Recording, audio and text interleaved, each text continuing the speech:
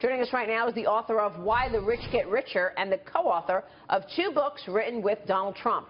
Robert Kiyosaki is with us. Robert, good to see you. Thanks so much for being here. Well, thank you. Finally, nice to be in your studio. It's nice to have you here because you wrote these 2 books with President Trump, and we want to sort of get behind that and find out what your thoughts are. How effective do you believe the president's messaging has been so far? I think he's been extremely effective. I worked with him for about 12 years. What saddens me is how we use Russia and tweets, and we missed the big picture. For example, when he was at NATO, I thought that was wonderful. Here he tells all these guys, either pay up or shut up. You know, that's called leadership. That's called leadership. He's not in a popularity contest like Obama was and Hillary was. I'm not Republican or Democrat. But it's about time we had a leader who says either you pay up or shut up, or we don't participate in here. And that's leadership. Right, but the media is not reporting that. The mainstream media is talking all about the Russia investigation. And that's trumped up, in my opinion. Wait. We talk about tweets and we talk about Russia because the President of the United States himself is tweeting about Russia. This morning. So, You're right. This morning. So that's why we talk about it. We would not talk. We're going to talk about what the President says and what the President tweets. So he's part of the problem, Robert. I have to agree with you. He's a good friend of mine. I respect him. And everybody says, why does he stop tweeting? I think if he stopped tweeting, people have nothing to talk about. He can stop tweeting. He doesn't have to stop tweeting. He still have that interactivity with his viewing audience and with America, because he does have a direct relationship with tweeting. But he should focus on the agenda during the tweets. Tell me where tax reform is. Tell me where the health care bill stands. Tweet about that. Well, it's his attacks. That's the problem. He's making his own issues here when he's attacking the intelligence community, and then we're surprised there's leaks. And then he attacks the mainstream media, and then he says he doesn't get the coverage. Well, it's because you did that to yourself. You're attacking these people, and you expect them to play along and play nice with you. When the leader of the free world is attacking people's livelihoods, then they attack. I mean, that's not only the that, issue. though. I mean, CNN hates him, and CNN hates him regardless of what the president says. I mean, you look at the banners on CNN and the way that they report things, they hate him. Yeah, it's a couple issues at hand. He keeps attacking them, they keep attacking him, and so he doesn't stay on message, like you said, about the agenda. So, he should have said something about calling NATO out. I mean, that's really what he should talk about. He's not going to get tax reform passed now because it's all about other things. And of course, last night he broke the internet by tweeting this, and it was late. It was after midnight. He says this: despite the constant negative press, Covfefe. Now, we're guessing this is coverage. Some speculate the president meant to write despite the negative media coverage, but he never finished the post. Within 2 hours, it was retweeted more than 60,000 times. It was liked more than 74,000 times, making it the most popular tweet in months. The president has since deleted the tweet, and he tweeted this last hour. He's making fun of himself now. Who can figure out the true meaning of Covfefe? Enjoy. Robert, what do you make of this? What's the impact of all of this? He's having too good a time. You know, but I agree with you. He has self-inflicted wounds. And I just want to defend my friend here. You know, we finally have a leader, but he's also kind of on the tweets all the time, which doesn't make sense to me. But we finally have a guy that'll call people out, whether you like it or not.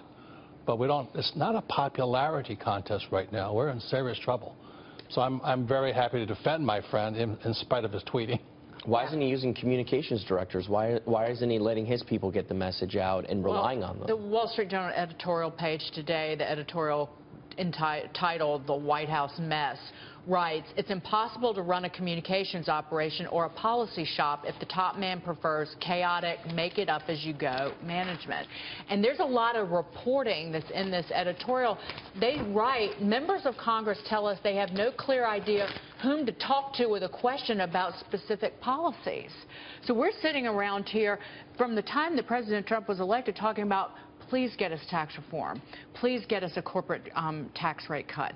Please get us an Obamacare repeal. Please, please, please. And you have at least an organization that's in disarray. And here's the last line of that editorial today in the Wall Street Journal. If Mr. Trump can't show more personal discipline, the fair conclusion will be that he likes the chaos. You know him very well. You've worked with him. Does he thrive in chaos? Yes. Does he like the chaos? He likes it. He is a hardcore entrepreneur. I'm an entrepreneur. And bureaucrats and entrepreneurs just naturally all over the world don't mix. But he's off the cuff a lot of the times, but he's a great guy to work with. He's fair. The thing I love about the guy is he listens, and then he makes up his mind, maybe a little too quickly, but he makes up his mind. And he's not afraid of taking people on, which is what I respect at this time. So do you and you guys have done a great job backing him up. Is he the root of the dysfunction, which is what the Journal says? No, I don't think so. I mean, he could be more presidential, but he is an entrepreneur. He's not a bureaucrat. And we've had bureaucrats for so many years now. It's just disgusting. As a person who likes the guy, I'm just glad he's there. But an entrepreneur knows the critical importance of having people, a management team on whom you can rely and giving them good direction. Yes. And there's some people on his team. Steve Bannon is allegedly has his minions leaking stuff to the media about other people within the administration. You think the president is aware of that? He is now. If he read yeah. I can't verify any of that, but like for me personally, I have to have a CEO, somebody who is an operator. So a true entrepreneur really should not be CEO is really what I'm... Well, then that would be the White House Chief of Staff. Correct. So the question is, does he remove Reince Priebus as the White House Chief of Staff sooner rather than later, and who does he put in that? Or give Reince Priebus the authority to make decisions and communicate with him in a way that he can actually manage the legislative process. Because it's got to be hard. If you're trying to run the White House internally as Chief of Staff, and every single day there's a new report, rumors and whispers that you're going to be gone and shipped off to Greece as the ambassador, that's got to be a very destabilizing feeling when you're trying to do your actual job. Well, the more of the story is something needs to change. Yes. I mean, I'm just glad we have a leader. That's all I'm saying right now. His style I don't necessarily agree with, but I have tremendous respect for a guy who'll take him on. Yeah. And I'm tired of political correctness. And I want to acknowledge you guys and Fox for always standing by him, no matter what. So, well, we don't stand by him no matter what. I mean, we call it out, especially Dagan's always calling out the good and the bad. Right, but we definitely have heard our audience, and they are supportive of President Trump. But I would say that's how we call it out, right? Well, we're not 93% negative on the guy like CNN. That's right. Absolutely. That's correct. Yeah. And we're trying to call it. And you know what? We're actually rooting for his policy agenda. That's right. We're rooting for a better America. We're rooting for better health care. Yes. We're rooting for a better tax system and a better economy because we deserve better than 3% growth, which we haven't gotten in a decade. Yeah. Well, that's what we're rooting for. That's absolutely right. The policies. Robert, great to see you. Thanks so much. Thank you, guys. Robert Kiyosaki joining us there.